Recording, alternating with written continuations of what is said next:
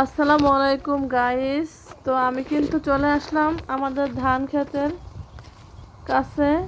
আমার হাজবেন্ড বলছে ধান ক্ষেতের ভিডিও করে দিতে, প্রবাস থেকে উনি দেখবেন। তো চলে আসলাম এখানে। এই হচ্ছে আমাদের ধানের জমি। তো ধান তো মাশাআল্লাহ ভালোই হয়েছে, কিন্তু ইন্দুরে ধ্বংসিয়ে দিছে একদম। তো দেখুন ক্ষেতের মাঝখানে কিন্তু ধান নেই। আল্লাহ যেমন দিছে ইন্দুরে হেমনই আবার একেবারে ছাপ্পা করে দিছে। তো আলহামদুলিল্লাহ, আল্লাহ পাক যা দিয়েছে শুকরিয়া। এও যদি থাকে তো যাই হোক, রিজিকের মালিক হচ্ছেন একমাত্র আল্লাহ। রিজিকে যা আছে আমি তাই পাবো। আর এইগুলা হচ্ছে অন্য জমি।